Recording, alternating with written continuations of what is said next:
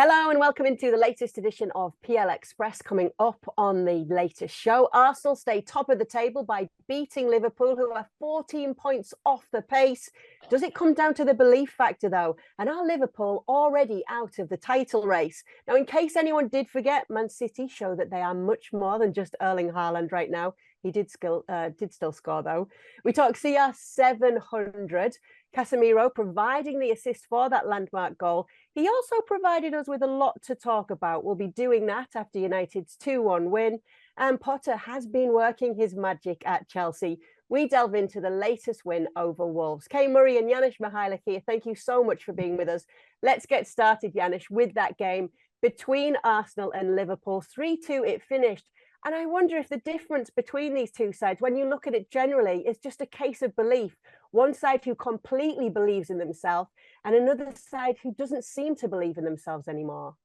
Yeah, I think you're onto something. I think Arsenal are where Liverpool has been in the last 2, 3, 4 seasons, right? Not just in the goals that they want to achieve, I think, but also in terms of the way they play, because they are very similar. And before we, I don't want to get into the weeds of tactics, but if you look at it in the wide areas, Mo Salah and Sadio Mane at their best, and I look at Martinelli, I look at Saka, the way they attack, it's pretty similar. But the bottom line here is that, and sacrilegious almost to say, and I don't mean it in a general way, but I think that cycle of achieving the big goals is over for Liverpool. And in terms of Arsenal, this is just the beginning of Arsenal reclaiming the glory days, isn't it? Right? I mean, they have young, hungry, passionate players that are seeing that this process is true. It's working very, very well. Trust the process.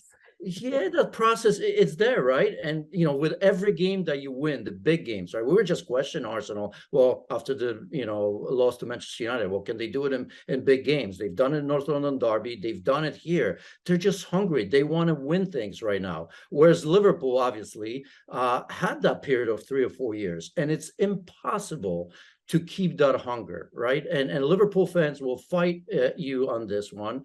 But they deep down, they know what's happening here. Is that some of the players, it's that willingness. People will say, well, they don't press as well. It's not that. It's the counter press, K, right? It's the hunger and willingness. Again, willingness to win the ball back immediately after you lose it. I mean, if you watch that goal 55 seconds in, I mean, they were just running alongside Arsenal. They didn't do that, right? I mean, the third goal was very much, the same, the build up to it as well.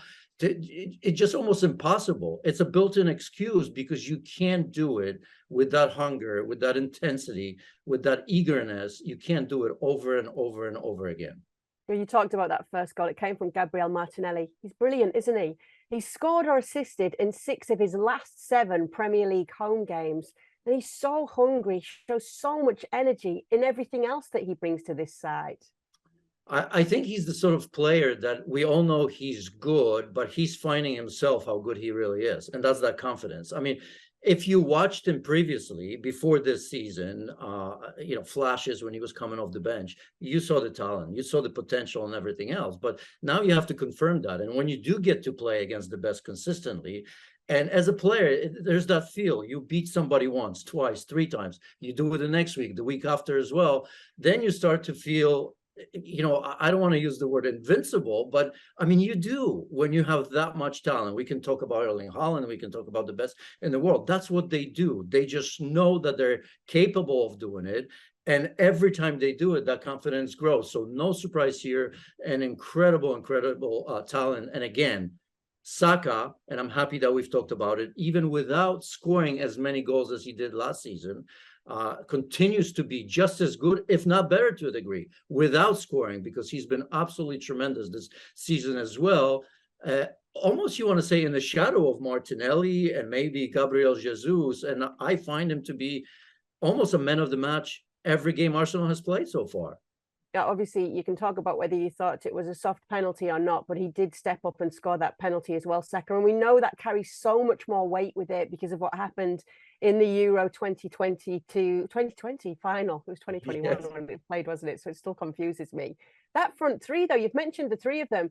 Usually Liverpool were coming into a game, we were talking about this formidable front three. Obviously, Mane's not there anymore. Suddenly it's Arsenal's front three that we're talking about. You've touched on all three of them there with Saka, Martinelli and Jesus, just looking so great. I think it's something like 12 goals and 9 assists between them. Let's look at things on the other side then. Darwin Núñez did score the equaliser once Martinelli had put Arsenal ahead early. Now, the ability is obviously there, but is adaptability the key here, Janusz? Yes, I have, the one player that actually don't have any worries about is Darwin Núñez. I've seen enough in the past and I see it now.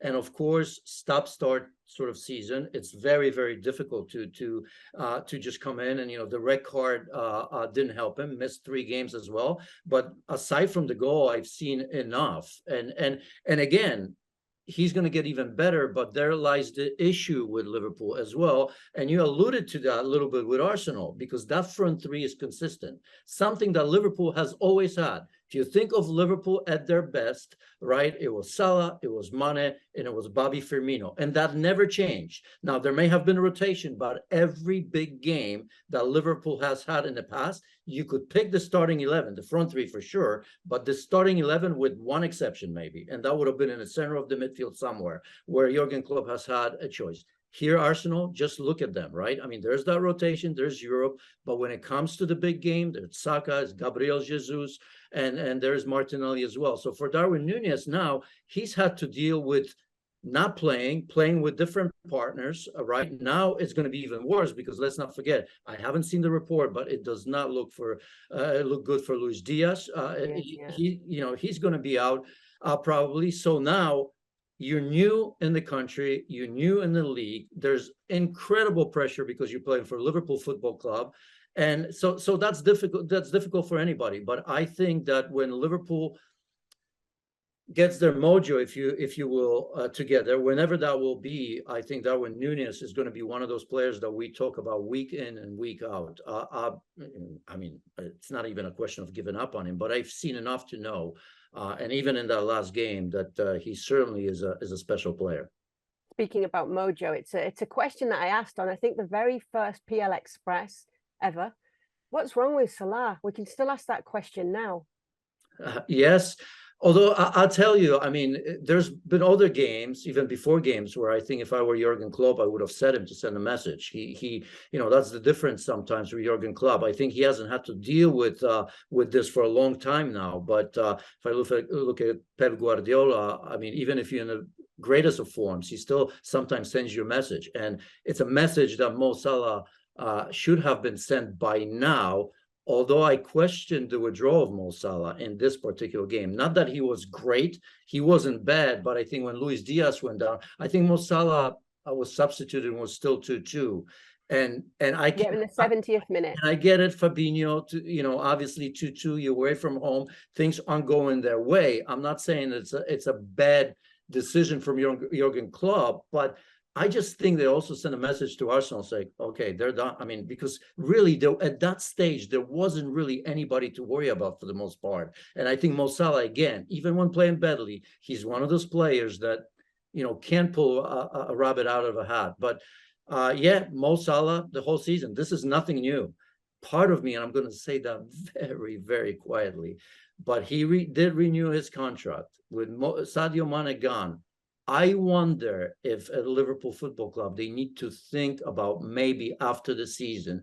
Remember that moment with Coutinho, how much money they got for him and how able Liverpool were to buy players, the Van Dijks of the world, to really get Liverpool the structure that they had after that.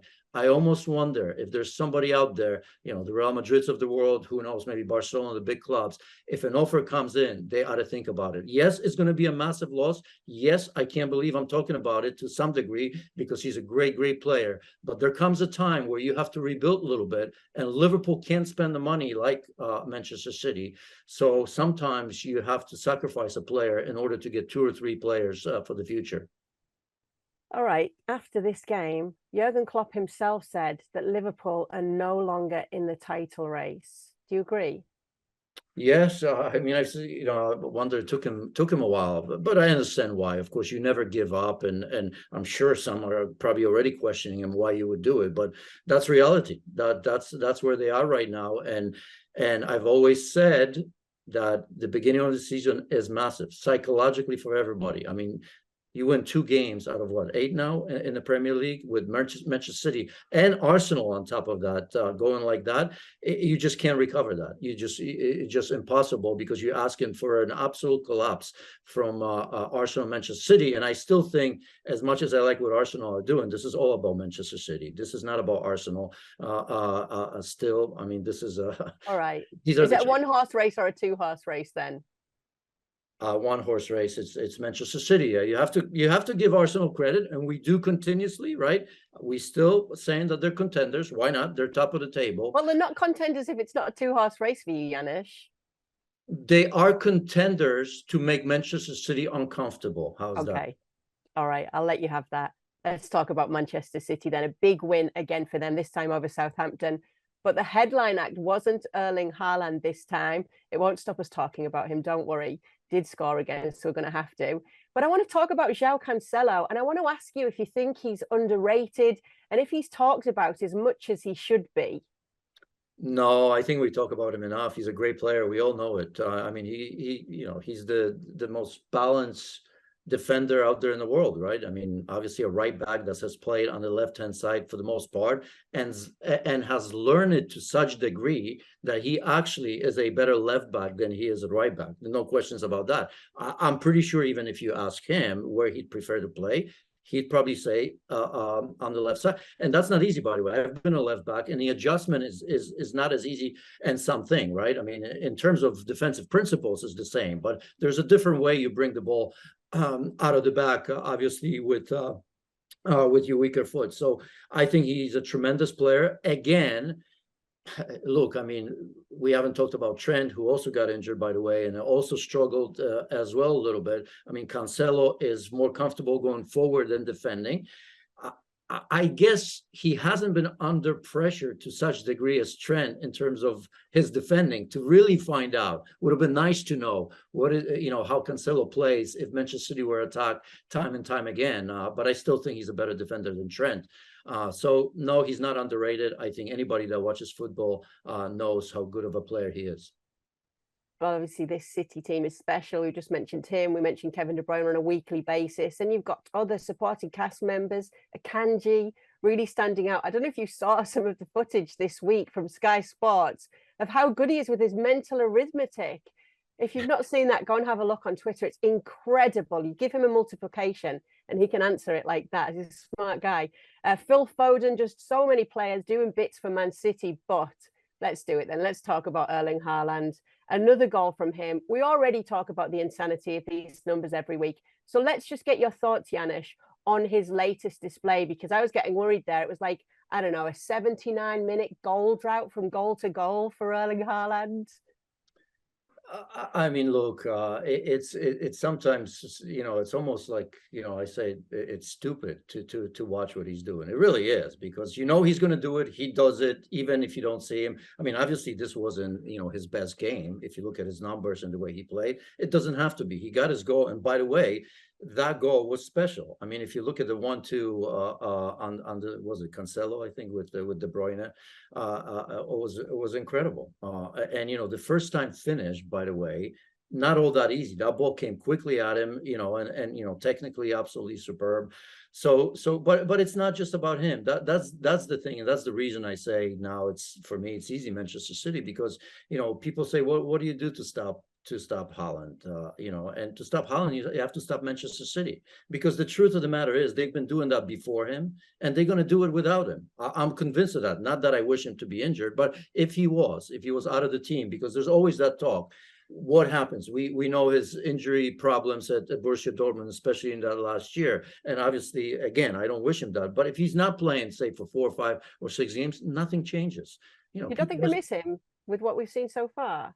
No, I don't think they will miss it. Look, I mean, the way they play right now, Robert Lewandowski scores every one of those goals just about that he does. Harry Kane scores every one of those goals so far, right? So again, I'm not diminishing the fact, because ultimately at his age, so young.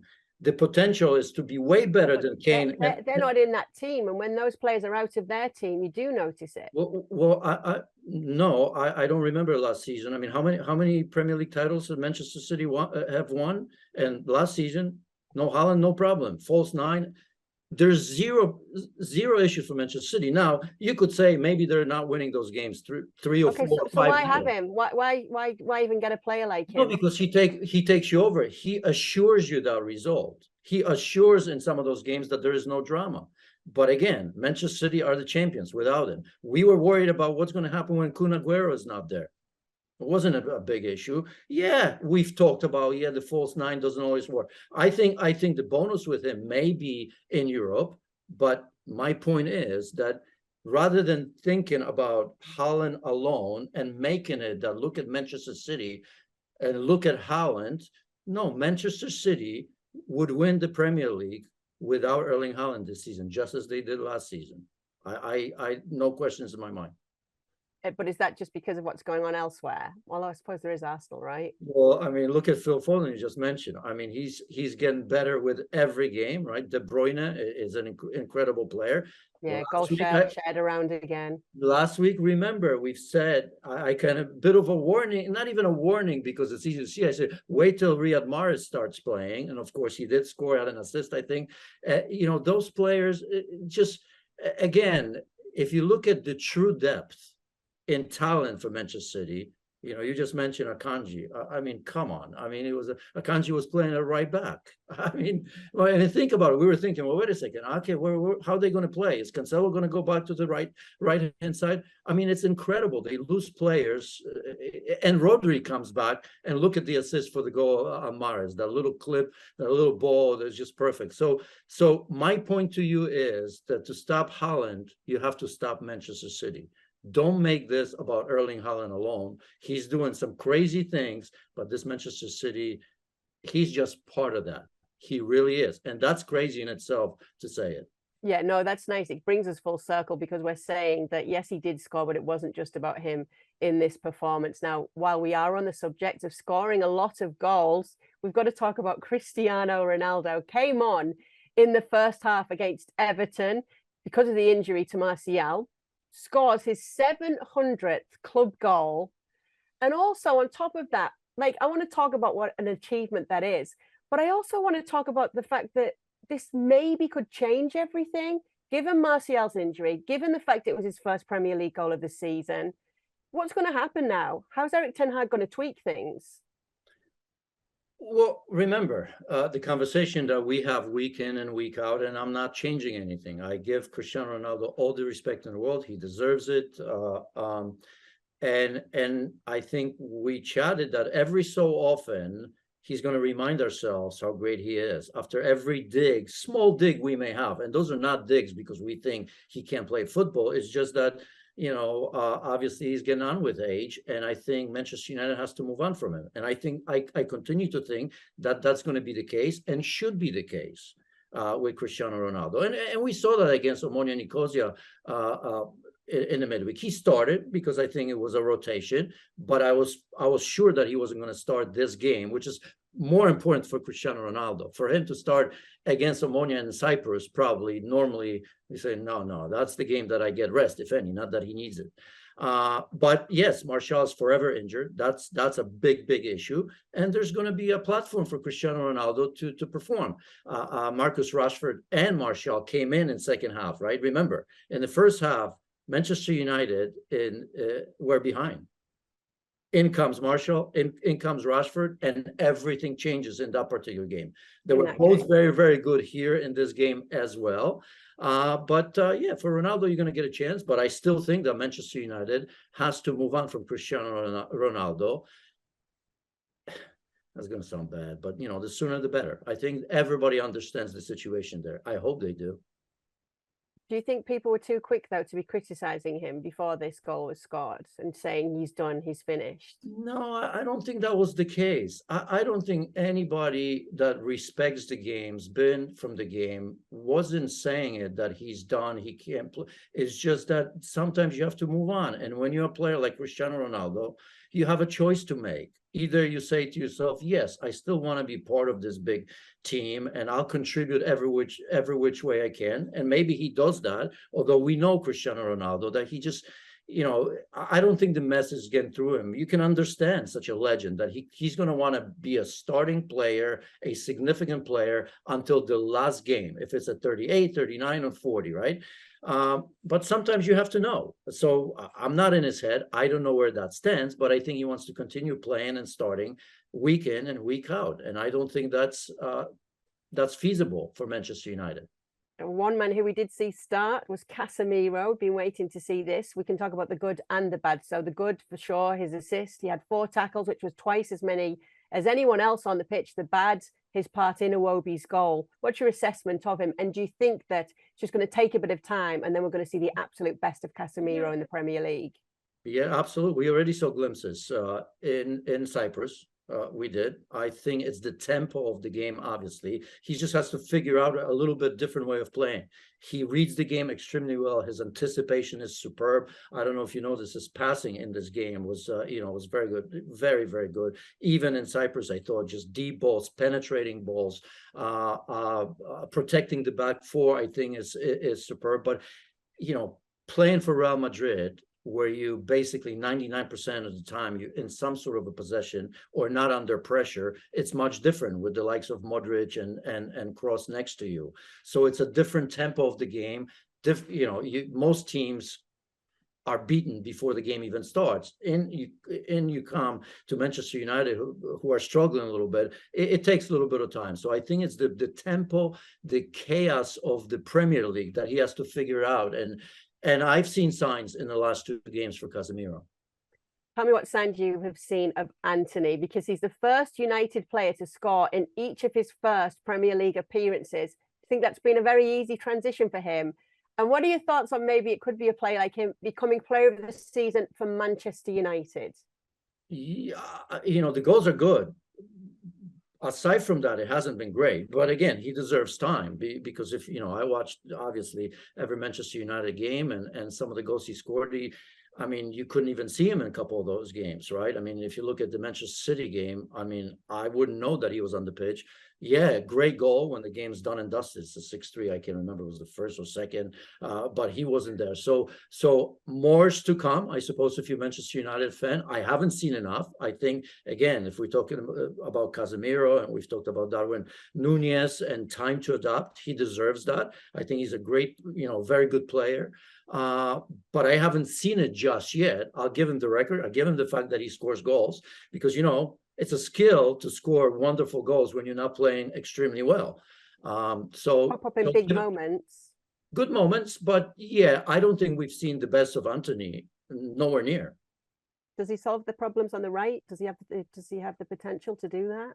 Oh yeah, absolutely. I think he's one of those players that will continue to get chances and with confidence. Who's going to challenge him there? I think the player that has to worry the most is for Manchester United is Jadon Sancho, right? Because Rashford, while playing centrally or even in this last game playing on the left-hand side, really looked the part. Goal disallowed there, but I think, reborn, at least his confidence has been reborn. So if you look at Antony, if you look at Rashford in a wide position, although that may change now because, as you've said, Martial's gone, so it's going to be I guess between Ronaldo and Martial, maybe they both play because it's going to be hard to say no to Ronaldo. He'll probably get a run out in the next game. Who stood out best so far in this United squad then this season, do you think? That's a tough. You caught me by surprise here. I think Rashford, I like what I saw because I, alongside probably many, have been questioning him in a sense, like how long are we going to be talking about this potential? How long are we going to wait? He's no longer 19, 20 or 21, right? So I think what I've seen from him is probably best because there's still question marks just about everybody, right? I'm not changing my tune about Manchester United. It's a big win, a great reaction after going down after 5 minutes to a wonderful Iwobi goal. So that's a great bounce, especially after the loss to Manchester City. But the jury's still out. So did they finish ahead of Liverpool? Ooh. They could. No, no, I'm not giving them that just yet All right. because Liverpool are going to put a run together. We'll revisit it just before the World Cup, and we'll see how you're feeling before we go into that break. Let's talk about Chelsea under Graham Potter, 3-0 win over Wolves. Thoughts on his approach so far compared to Tuchel's? Well, very, very positive. Very positive. I look at this. I mean, some of the changes. I mean, how many changes did he make? It was unbelievable. Who was on the bench? I have it written, but Reece James, Thiago Silva, not even in the squad. Oba on the bench. Reece James on the bench, and the ability to bring French players in. And this was a great example of that, right? Pulisic, Kai Havertz scoring. I mean, scoring has been an issue. And here, Oban on the bench, even though he started scoring as well. So I think that the way he's dealt with the squad so far has been absolutely tremendous. Conor Gallagher, another player that's been excellent, scoring that winner against his former team against Palace, playing a big part here. And as I've said before, I'll repeat this again. I think Conor Gallagher, in the eyes of Graham Potter, will be a starting player. There's a role for him because I think he likes the sort of box-to-box fighting mentality. You know, just think about McAllister and Pascal Gross at Brighton, who continue to do well. Can't say too much about him in terms of this incredible talent, but they played the role extremely well. And Conor Gallagher, I think, is going to play that role for them. Mason Mount, 2 unbelievable assists as well. And he needed a game like this, so he continues to get the benefit of the doubt. So I think the men managing for Graham Potter, which was a massive question mark from all of us, let's be honest. I don't know if it's been answered, Kay, but I think he's on the way, right? Because, yeah, coming from Brighton, now you have to deal with these big personalities. You have to make massive decisions. Well, guess what? He's making massive decisions. He's not afraid to rest players. He's not afraid to sit big players. And they're scoring goals, too, on top of that. Yeah, he certainly seems to understand the value of his squad. Little word on Christian Pulisic then. He starts, he scores. First goal of the season, turning point for the player? It could be. He keeps himself in the conversation because it was so negative. Even in that Palace game where he kind of, I don't want to say jump-started Chelsea, but he played a smaller role in that Gallagher winner, I suppose. You can question that because Gallagher still had so much to do in that one. But, you know, you come off the bench, make an impact. Now you score a wonderful goal, by the way, right? Mason Mount played an incredible goal. But, I mean, that 1-2 was really good. The angle wasn't easy, the way he's beat the goalkeeper, a little bit of a chip to the far post. So I think, look, when you're a player under pressure and you continue to ask for more opportunities when they come, you've got to take advantage of it. He did that. So, as I said, keeps himself in the conversation. That's always positive for a player. Spurs is where we'll be ending in terms of topics. 1-0 win over Brighton. Son assist, Kane goal, back at it. Are they still the Premier League's best duo, Janusz? Yes, because I mean, I think they've been doing it for a couple of seasons, 2-3 years right now. So yes, I know that you were a lot of talk about Erling Haaland and De Bruyne and the partnership that they have, and who knows, in years to come that they may bypass that. But yeah, I mean, these two, I respect that win very much because it was against De Zerbi, who obviously we know him from Sassuolo from the past, kind of probably the best fit after Graham Potter left. And I think Brighton were wonderful in the first half. I mean, for good 30-40 minutes, wow. I mean, there was some good football there. And I think for Spurs, it was an uncomfortable game to begin with. I think what has happened to Gianpiero Ventrone and his untimely passing was key. We saw the emotions on Antonio Conte ahead of the game. I'm not sure if you saw the emotions from Harry Kane afterwards, because that was telling. Players are obviously, we understand the relationship with Conte and Ventrone, but for a player like Harry Kane to react like that afterwards, it goes to show how close knit that group has become. A very, very quickly as well. So, that weighs on you. It has to, because even before the game, when you see that, it takes you 5 or 10 minutes maybe to get back and to start concentrating on football as well. Unless you're there, you'll never understand it, I suppose. But we've all been part of situations like this. So I think this is a massive, massive reaction from them. After the North London derby, I think the draw away to Frankfurt wasn't as bad as some make it seem, right? If, of course, Spurs take care of business at home against Eintracht Frankfurt. But the reaction's been superb. These are massive 3 points. I mean, they keep themselves in the top 3. So very good result. The level of play wasn't great, but I think if you're Spurs right now, 3rd place, they'll take that. Spurs fans might want to know that Eintracht Frankfurt were beaten by the bottom side Bochum in the Bundesliga at the weekend. So hopefully that can be a good thing for Spurs fans. Who knows? We'll find out. Just want to give an honourable mention, because we're going to wrap up the show. We've had a lot of topics today, but Brighton's Enoch Mwepu, 24 years old. He fell ill on a flight to link up with Zambia during the international break. Since then, due to speaking with his family and speaking with medical experts, it's a heart condition he's had that he's decided to retire from the game. He's basically been forced to retire from the game. So we send our best wishes to him, and very sorry to hear news like that. And we'll answer a question from you guys that you've been sending in for us. Well, suddenly we've had a flurry of them in. But I think that the one that I did like earlier that I saw, and we've talked about him already, Janusz, is Darwin Núñez. Will he be playing regularly in the starting 11 for Liverpool?